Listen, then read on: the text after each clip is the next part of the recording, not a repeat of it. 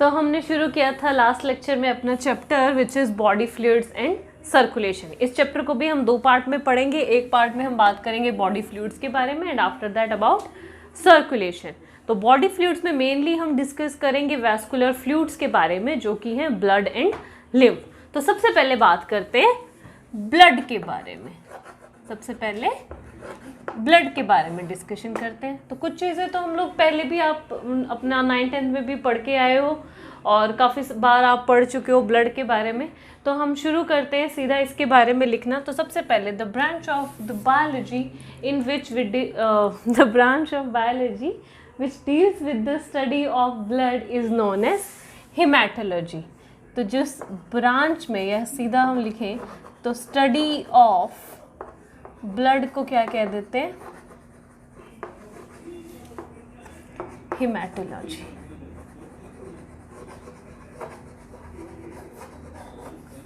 ठीक है जी, ओके। अब ब्लड का जो फॉर्मेशन होता है, ब्लड के फॉर्मेशन की जो प्रोसेस होती है उसको क्या कहते हैं? हीमोपोइसिस। द प्रोसेस ऑफ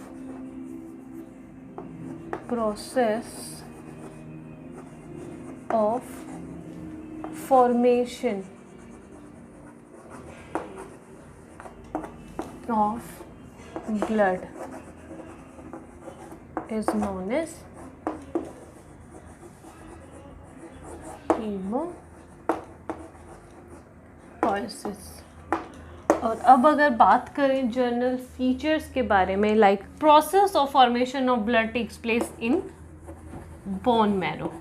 ये जो हीमोपोइसिस की प्रोसेस है ये कहाँ पे होती है? बोन मैरो में होती है। फाइन। तो बात करें अब जर्नल फीचर्स के बारे में। तो सबसे पहले अगर हम देखें कलर क्या होता है ब्लड का, सबको ही पता होगा, ये तो कोई नई बात है ही नहीं। तो रेड कलर फ्लूइड है। ठीक है जी, okay. If we talk about pH तो इसके बारे में भी आपको पता चल गया होगा जब हमने ऑक्सी हीमोग्लोबिन डिसोसिएशन कर्व के बारे में बात की थी। बिकॉज जब पीएच चेंज होती है, एसिडिटी चेंज होती है, तो ग्राफ पे भी उसका इफेक्ट क्या पड़ता है? ग्राफ चला जाता था, ऑक्सी हीमोग्लोबिन डिसोशिएट ग्राफ चला जाता है, राइट साइड पे शिफ्ट हो जाता है, रिमेंबर ना। तो जो पीएच है which is slightly alkaline, that is 7.4 normal pH होती है। और अगर हम उसके अमाउंट के बारे में बात करें तो बाय वॉल्यूम ब्लड प्रेजेंट होता है हमारी बॉडी में on an average 5 to 6 litre in males. ठीक है जी, 5 to 6 litre in males, whereas females में जो है by volume it is 4 to 5 litre in females. Clear हो गई इतनी सी बात। अब हम लोग हमेशा पढ़ते हैं कि जो ब्लड है वो क्या है? Fluid connective tissue. And actual में ये एक स्पेशल टाइप का कनेक्टिव टिश्यू भी है, बट इसको हम special like false connective tissue भी कह देते हैं। ठीक है, it's not like other connective tissue जिसमें फाइबर्स अमाउंट ज़्यादा होता है। जैसे अगर आपने कनेक्टिव टिश्यू के बारे में पढ़ा हो तो कनेक्टिव टिश्यू क्या काम करते हैं? कनेक्ट करने का काम करते हैं ऑब्वियसली। तो जो मेनली इनमें जो साइटोप्लाज्म है उसमें मेन जो प्रेजेंट होते हैं वो फाइबर्स प्रेजेंट होते हैं, वेयर एज ब्लड में इस तरीके के कंपोनेंट्स एब्सेंट होते हैं। सेकेंडली अगर हम बात करें तो जो कनेक्टिव टिश्यू के सेल्स होते हैं, इन सेल्स में पावर ऑफ डिवीजन प्रेजेंट होता है, वेयर एज ब्लड के जो सेल्स हैं उनमें पावर ऑफ डिवीजन प्रेजेंट नहीं होता है। एंड ओवरऑल अगर हम देखें तो इसका जो मैट्रिक्स है, ब्लड का जो मैट्रिक्स है उसका भी जो फॉर्मेशन होता है वो कहाँ पे होता है? लीवर में होता है and in the lymphoid organs. ठीक है, तो हम कह सकते हैं blood is a false connective tissue. Blood is a false connective tissue because cells do not divide, because cells क्या है? डिवाइड नहीं करते हैं। इसके अलावा बात की जाए नेक्स्ट फीचर्स के बारे में, तो fibres are completely, fibres are absent in blood and overall, and the last point about blood is कि इसका जो मैट्रिक्स है, matrix of blood,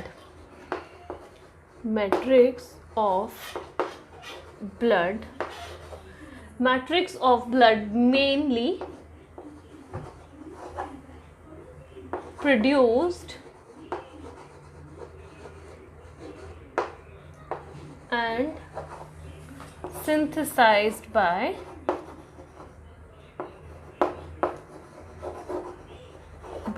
liver and lymphoid organs, but still we considered blood as a special connective tissue because जो हमारी पूरी body में essential materials को पहुंचाने का काम भी ब्लड करता है और वहाँ से वेस्ट मटेरियल को निकालने का काम भी करता है, तो इन एन ऑर्डर वो हमारी पूरी बॉडी को कनेक्ट भी करता है, ठीक है ना। अगर कहीं एक पोर्शन में कोई पार्ट का कोई मटेरियल का सिंथेसाइज हो रहा है, किसी चीज़ का अमाउंट ज़्यादा है, तो वो उसको जहाँ पे उसकी रिक्वायरमेंट है वहाँ तक पहुँचा देता है। तो इन एन ऑर्डर क्या काम कर रहा है, कनेक्ट भी करने का काम कर रहा है।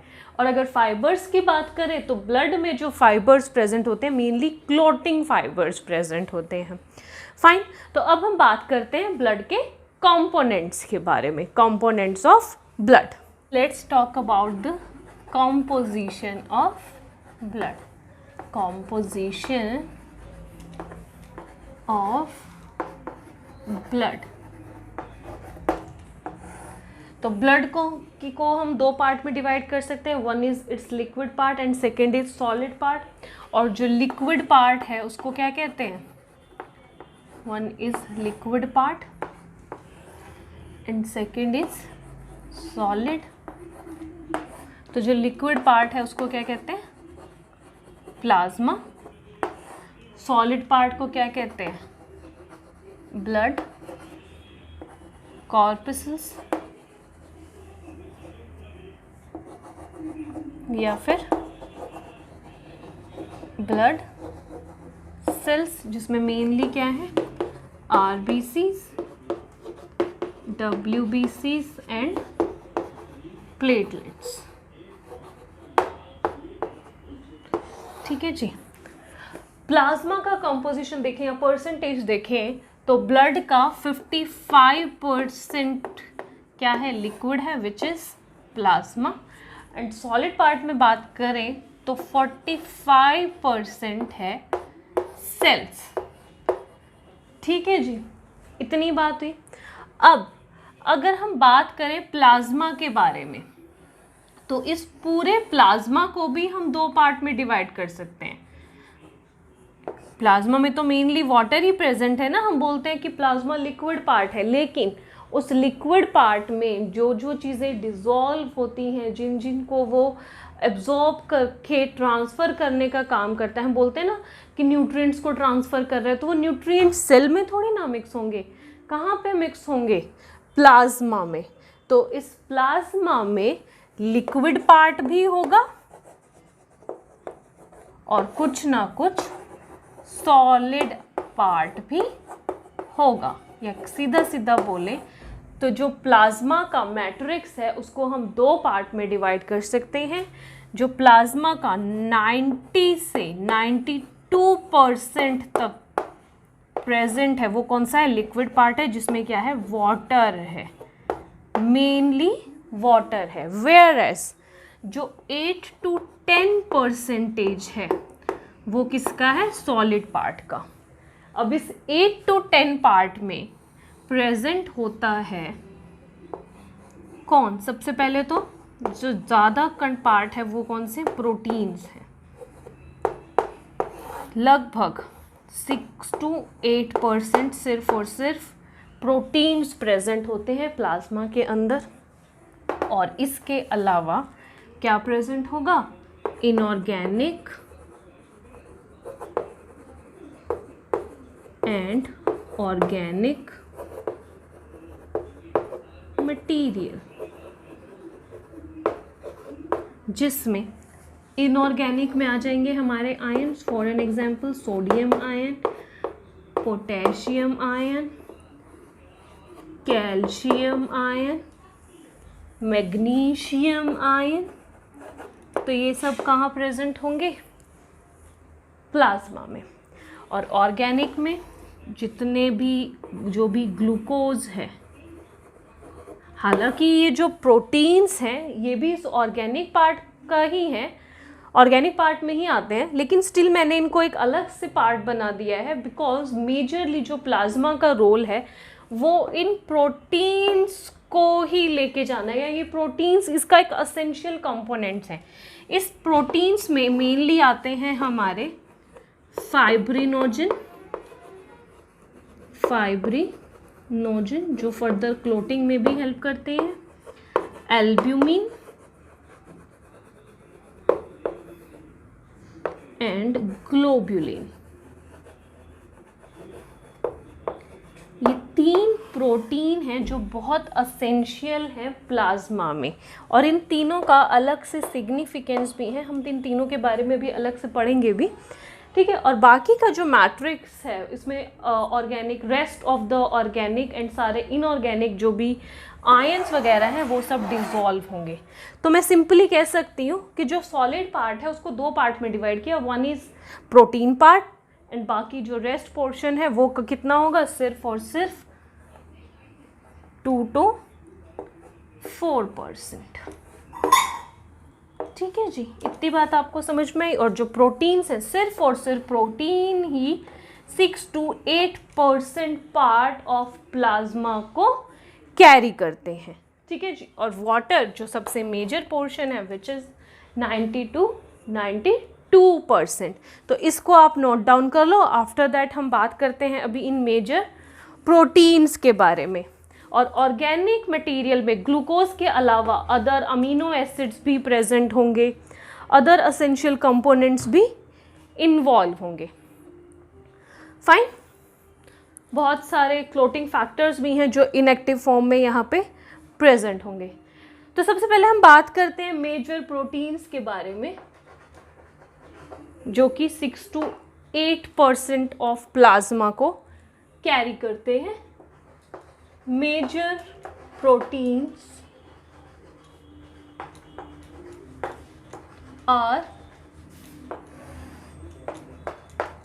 one is fibrinogen, second is albumin and third is globulin। Clear होगी इतनी सी बात।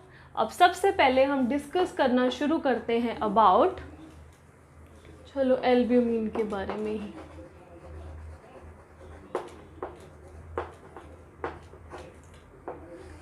एल्ब्यूमिन, तो सबसे पहले अगर एल्ब्यूमिन के बारे में बात करें तो एल्ब्यूमिन मैक्सिमम 4% प्रेजेंट होता है प्लाज्मा में, और इस एल्ब्यूमिन का सिंथेसिस होता है लीवर में। एल्ब्यूमिन का फॉर्मेशन होता है इनसाइड द लीवर। क्या काम करता है एल्ब्यूमिन? एल्ब्यूमिन एक असेंशियल कंपोनेंट है, वैसे तो ये प्रोटीन ही है, स्मॉलेस्ट प्रोटीन बोल देते हैं इनको, जिनका फॉर्मेशन किया लीवर ने, लेकिन जो ऑस्मोटिक प्रेशर होता है, ऑस्मोटिक बैलेंस को मेंटेन करने में इनका बहुत इंपॉर्टेंट रोल होता है। रिमेंबर, हम हमेशा बात करते हैं कि जब भी जो ऑस्मोसिस होगा वो high partial pressure to low partial pressure होगा, तो ये जो ऑस्मोटिक प्रेशर को क्रिएट करने का काम है, इसको मेंटेन करने का काम है, वो कौन करते हैं? एल्ब्यूमिन्स। तो albumins are 4% produced by liver. These are smallest proteins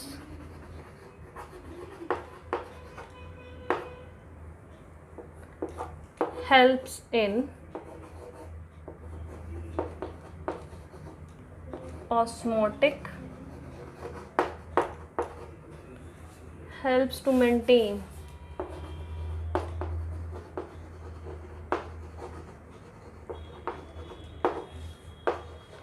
osmotic balance or osmotic pressure.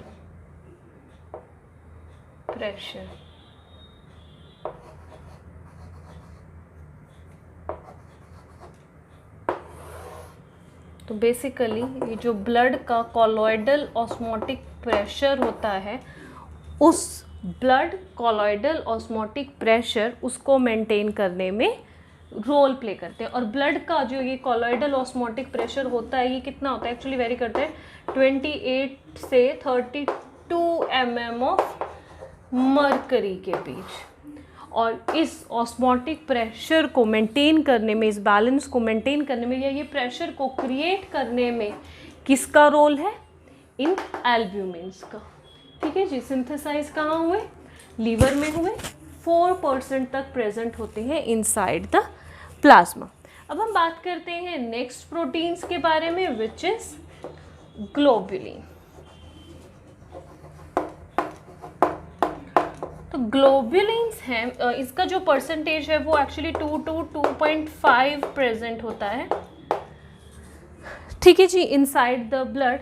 Same इसका भी जो फॉर्मेशन होगा वो लीवर से भी होता है और लिम्फॉइड ऑर्गन से भी होता है, बिकॉज ग्लोबुलिन का रोल इम्यूनिटी में, डिफेंस एक्शन में, defence action like against the bacteria, virus, pathogen, toxic materials के अगेंस्ट ये काम करते हैं। तो डिफेंस मैकेनिज्म में रोल है ग्लोबुलिन का। तो first of all synthesized or produced by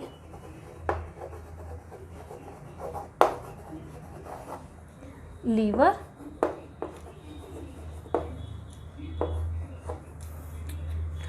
helps in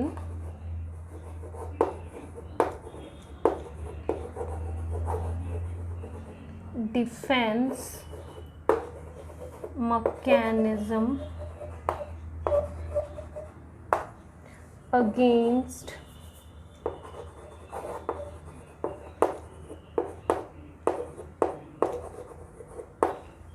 bacteria,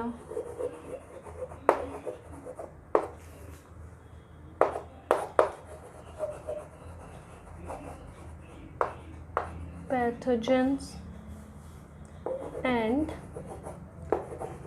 toxic substance. ठीक है जी, क्लियर हो गई इतनी सी चीज़। आप नोट डाउन कर लो, फिर हम बढ़ते हैं आगे towards the next special proteins which is known as fibrinogen. Third is fibrinogen.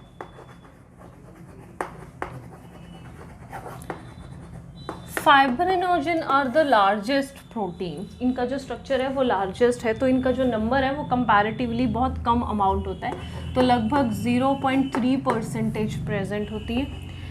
इसका भी जो फॉर्मेशन होगा लीवर में ही, produce by liver.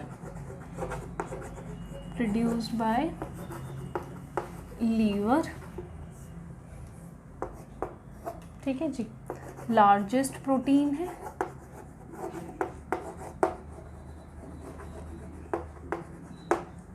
And helps क्या करेंगे, क्या काम होता है फाइबर्स का? Clotting mechanism. तो हेल्प्स इन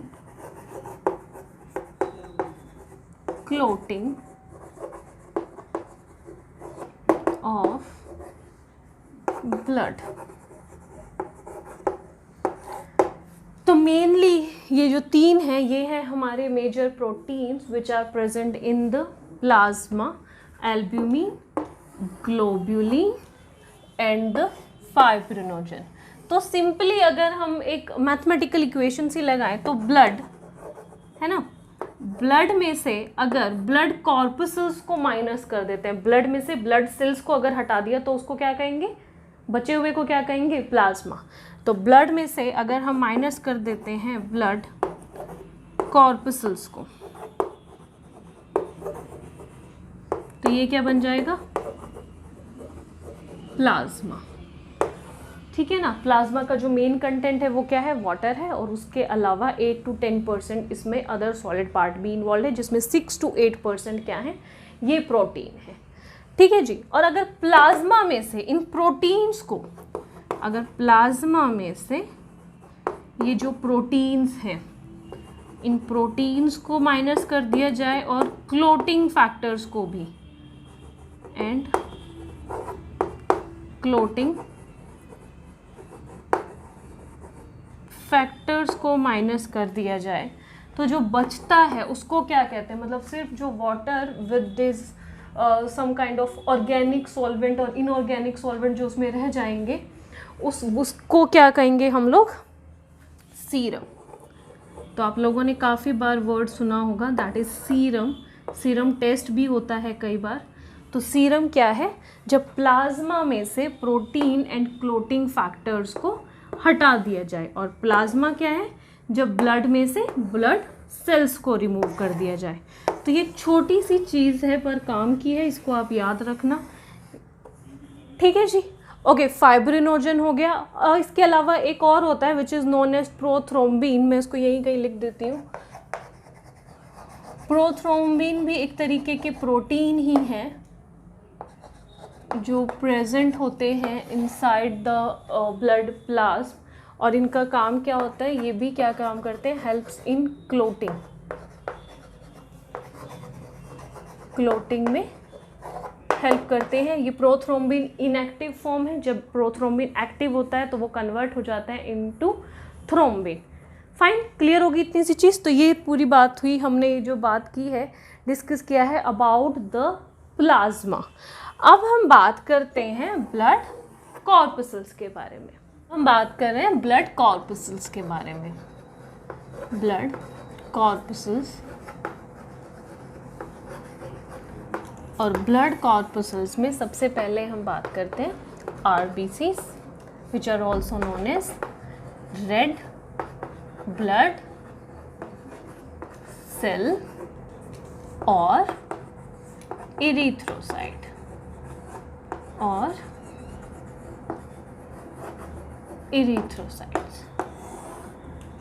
तो ब्लड कॉर्पस्कल्स का फॉर्मेशन कहाँ पे होता है, बोन मैरो में ही होता है। ठीक है जी। और आरबीसी का जो फॉर्मेशन होता है in the bone marrow, RBCs को कहते हैं इरिथ्रोसाइट्स। तो इरिथ्रोपोइसिस कहते हैं the process of formation of RBCs inside the bone marrow. ठीक है। तो प्रोसेस को क्या बोलते हैं, erythropoiesis. Just like the same, जैसे ब्लड का जो फॉर्मेशन का प्रोसेस था उसको क्या कहते हैं, हीमोपोइसिस। ओके, उसके अलावा अगर अदर फीचर्स के बारे में बात करें, इन ममेलियन आरबीसीज जो शेप कैसी दिखाई देती है, लगभग biconcave, circular and non nucleated, nucleus present नहीं होता। एक्चुअली जब बोन मैरो के अंदर इस आरबीसी का फॉर्मेशन हो रहा होता है तो इनिशियल स्टेजेस में न्यूक्लियस और अदर सेल ऑर्गेनेलीज प्रेजेंट होती हैं, लेकिन जब ये आरबीसी मैच्योर होके ब्लड के अंदर आती है तब उसमें न्यूक्लियस प्रेजेंट नहीं होता। न्यूक्लियस और अदर सेल ऑर्गेनेलीज वो क्या होते हैं, डीजेनरेट हो जाती हैं, बिकॉज इसके अंदर ज़्यादा स्पेस चाहिए, किसके लिए, हीमोग्लोबिन के लिए। जितना ज़्यादा हीमोग्लोबिन कंटेन करेंगी आरबीसीज, वो एफिशिएंटली ऑक्सीजन के साथ कंबाइन हो पाएगा, और आरबीसी का जो पर्पस है which is transportation of oxygen, वो पूरा हो पाएगा।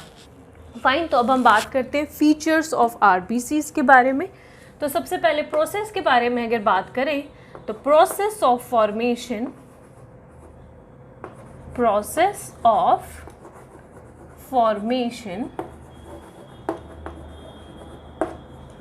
Of RBCs is known as erythropoiesis। और ये जो प्रोसेस है ये भी कहाँ पे होती है, बोन मैरो। एक्चुअल में ब्लड सेल्स फॉर्म होते हैं और ब्लड भी फॉर्म होता है कहाँ पे, बोन मैरो में ही। Okay, if we talking about features, तो सबसे पहले बात करते हैं सेल के शेप के बारे में। तो mammalian RBCs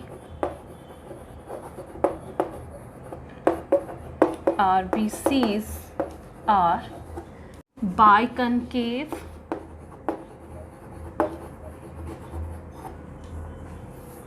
circular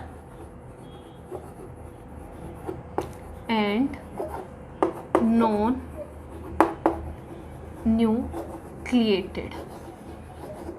nucleus present नहीं होता, बट यहाँ पे भी कुछ एक्सेप्शंस हैं, जैसे कि मैमेलिया में, इन मैमेलियन आरबीसीज 2 मैमल्स हैं which is known as lemma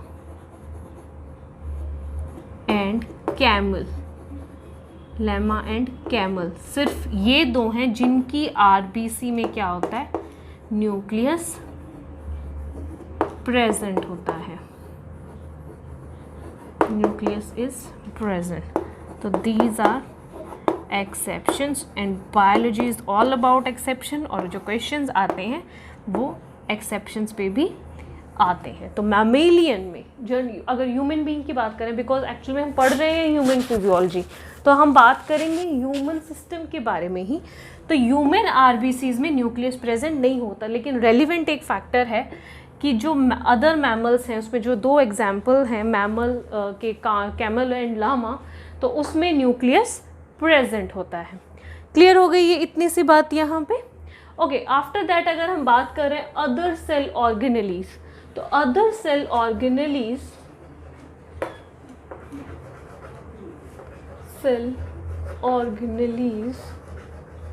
like mitochondria, Golgi apparatus, ER, these are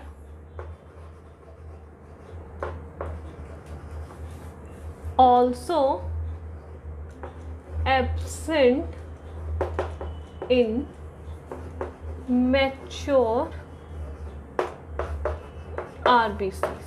mature RBCs में ये भी क्या होते हैं, एब्सेंट होते हैं. But during the process of formation, bone marrow में जब फॉर्मेशन हो रहा है, जो आरबीसी का फॉर्मेशन होता है एक्चुअली 7 स्टेजेस में होता है. तो जो प्रीवियस स्टेजेस रहती हैं वहाँ तक, बोन मैरो में जब तक प्रेजेंट है हमारी आरबीसी, वहाँ तक इसमें सेल ऑर्गेनेलीज न्यूक्लियस हो सकते हैं. लेकिन जब वो फाइनली ब्लड में जो आरबीसीज प्रेजेंट होते हैं which are known as mature RBCs, उसमें कोई भी सेल ऑर्गेनेली न्यूक्लियस प्रेजेंट नहीं होता. इवन राइबोसोम्स और लाइसोसोम्स भी प्रेजेंट नहीं होते. क्लियर होगी इतनी सी बात. ओके, तो अब यहाँ से माइटोकॉन्ड्रिया का एक और रेलिवेंट फंक्शन है कि माइटोकॉन्ड्रिया में क्या होता था, क्रैब साइकिल. क्रैब साइकिल मतलब जो ग्लूकोज है उसका कंप्लीट ब्रेकडाउन. तो अब यहाँ पे माइटोकॉन्ड्रिया नहीं है, तो इसका मतलब एरोबिक रेस्पिरेशन तो नहीं होगी. किस तरीके की रेस्पिरेशन होगी आरबीसीज के अंदर, एनारोबिक रेस्पिरेशन. तो सिर्फ और सिर्फ ग्लाइकोलाइसिस प्रोसेस ही होता है. और कितने एटीपी बनेंगे ग्लाइकोलाइसिस में, तो आपको पता ही है 2 एटीपी फॉर्म होते हैं. फाइन, तो मैं यहाँ पे लिख सकती हूँ as mitochondria is absent, mitochondria is absent, so only anaerobic मतलब ऑक्सीजन की एब्सेंस में. कमाल की चीज़ है ये, आरबीसी ही ऑक्सीजन को कैरी करके लेके आती है क्योंकि उसके अंदर हीमोग्लोबिन प्रेजेंट है, और वो ही ऑक्सीजन की एब्सेंस में उस ऑक्सीजन को यूज़ नहीं करती, अदर ऑर्गन्स तक पहुंचाती है. तो mitochondria is absent, so only anaerobic respiration,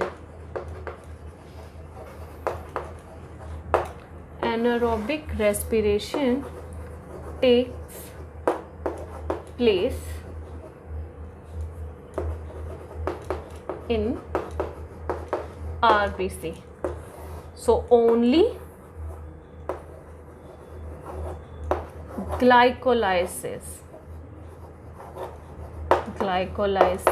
is present, because जो सेकेंड पार्ट होता है which is known as Krebs cycle और सिट्रिक एसिड साइकिल, वो कहाँ पे होता था, माइटोकॉन्ड्रिया में, और माइटोकॉन्ड्रिया तो आरबीसी में है ही नहीं, तो यहाँ पे सिर्फ और सिर्फ ग्लाइकोलाइसिस ही प्रेजेंट होगा। ठीक है जी, और ग्लाइकोलाइसिस में मैक्सिमम 2 ATPs फॉर्म होते हैं। ओके, आफ्टर दैट अगर हम बात करते हैं सेल मेम्ब्रेन के बारे में, तो आरबीसीज भी सेल हैं और आरबीसीज की भी क्या होगी, सेल मेम्ब्रेन होगी, और आरबीसीज की सेल मेम्ब्रेन को क्या कहते थे, डोनेंस मेम्ब्रेन। तो cell membrane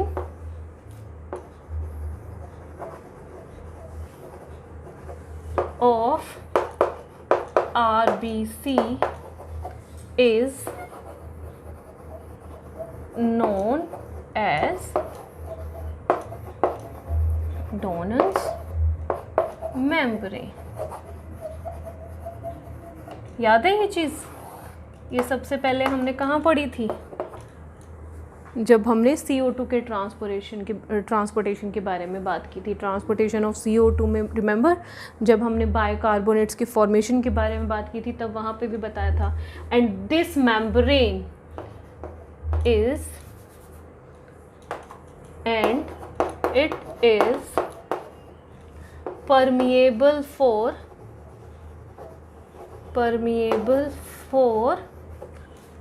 chloride ion and bicarbonate ion।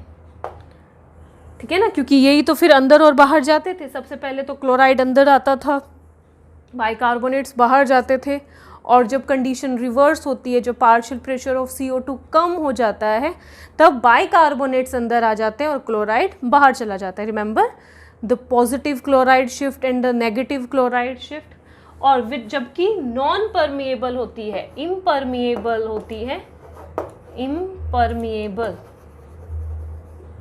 And impermeable for, कौन अंदर नहीं आ सकता, sodium and potassium ion enter नहीं कर सकते।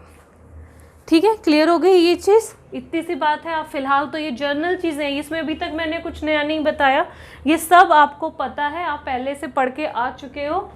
ठीक है जी, तो ये सब पॉइंट्स आप नोट करो, फिर उसके बाद हम आगे के बारे में बात करते हैं, नेक्स्ट पॉइंट्स के बारे में, कि जितने भी जो एंटीजेंस प्रेजेंट होते हैं, रिमेंबर कि जो एंटीजेंस होंगे जो पास प्रेजेंट होते हैं, ठीक है, वो सब आरबीसीज के सरफेस पे प्रेजेंट होते हैं। जैसे फॉर एन एग्जांपल हम बात करते हैं कि जो हमारा ब्लड ग्रुप है, आप सब बताते हैं ना, जैसे आपका ब्लड ग्रुप क्या है, A positive, B positive, O positive. तो ये जो पॉजिटिव है ये क्या होता है, ये होता है एक RH फैक्टर। अगर RH फैक्टर प्रेजेंट है तो हम बोलते हैं पॉजिटिव, और अगर RH फैक्टर एब्सेंट है तो इसको हम क्या बोलते हैं, नेगेटिव। इसके बारे में हम डिटेल में डिस्कस करेंगे जब हम बात करेंगे ब्लड ग्रुप्स के बारे में। फिलहाल के लिए सिर्फ इतना ही कि ये जो एंटीजन है, ये जो RH ग्रुप हम बात कर रहे हैं, ये जो एंटीजन्स हैं ये प्रेजेंट होते हैं आरबीसीज के सरफेस पे। और अगर ये एंटीजन प्रेजेंट है, RH ग्रुप प्रेजेंट है, तो हम बोलते हैं RH पॉजिटिव, और अगर एब्सेंट है तो क्या बोलते हैं, RH नेगेटिव। तो इस तरीके से जो ब्लड ग्रुप हो जाता है वो क्या हो जाता है, A पॉजिटिव, B पॉजिटिव, या A negative, B negative. Clear हो गई बात। तो जो इसको आप नोट डाउन करो, मैं आगे लिखती हूँ। So next is if antigens of blood group, नहीं, antigens of blood groups are present on the surface of RBCs। ठीक है, एंटीजन किसके ऊपर प्रेजेंट होंगे, ब्लड ग्रुप के जो एंटीजन है वो प्रेजेंट होंगे आरबीसीज के सरफेस पे। If RH factor, RH antigen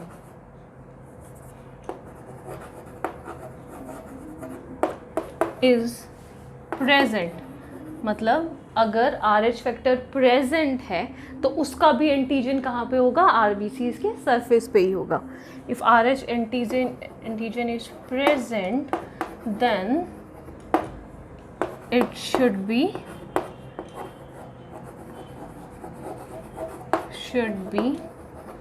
on the surface of RBC। ठीक है जी। तो अब हम बात करते हैं कि RBCs के अंदर क्या प्रेजेंट होता है। तो RBCs क्या कैरी करती है, हीमोग्लोबिन कैरी करती है, जो कि क्या है, ऑक्सीजन को कैरी करने के लिए एक रेस्पिरेटरी पिगमेंट है। तो RBCs carries a respiratory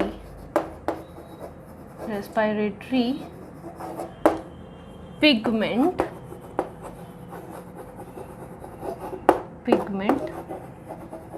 known as hemoglobin,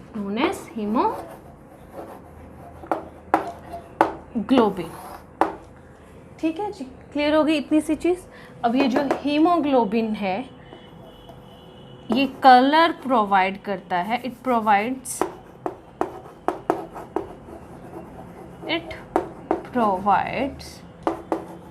red colour to the RBCs। तो जो RBCs का कलर हमको रेड दिखाई देता है वो क्यों दिखाई देता है, because of this respiratory pigment. ठीक है, और ये क्या काम करता है, ऑक्सीजन को कैरी करने का काम करता है। अब ऐसा क्या है इस हीमोग्लोबिन में जो ये रेड कलर का अपीयर होता है या रेड कलर प्रोवाइड करता है RBCs को, तो उसके लिए हम हीमोग्लोबिन की कंपोजिशन देख लेंगे। हालांकि हम ये पढ़ चुके हैं, बट स्टिल अगर हमको सीक्वेंस में ब्लड के सारे कंपोनेंट्स के बारे में हम डिस्कस कर ही रहे हैं तो क्यों ना RBC के हीमोग्लोबिन के बारे में भी कर ही लें। तो हीमोग्लोबिन दो पार्ट से बना है, haem plus globin. Haem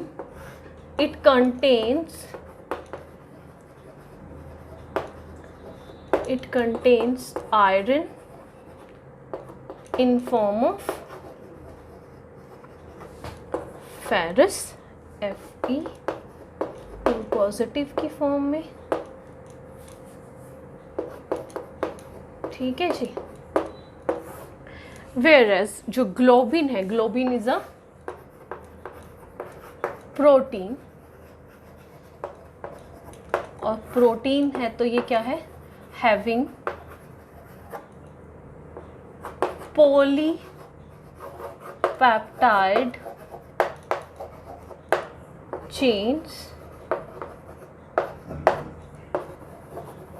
which are 4 in number। तो 4 पॉलीपेप्टाइड चेन प्रेजेंट होती है in the globin protein. 1 is alpha, second is beta, third is delta and fourth is gamma। ठीक है जी। तो ये कुछ 4 तरीके की पॉलीपेप्टाइड चेन प्रेजेंट होती है। अब ऑन एन एवरेज अगर हम RBC के काउंट के बारे में बात करें तो RBCs प्रेजेंट होती हैं, RBC काउंट या number of RBC in a healthy person, तो ये वेरी करता है लगभग 5 to 5.5 पर मिलियन पर क्यूबिक mm।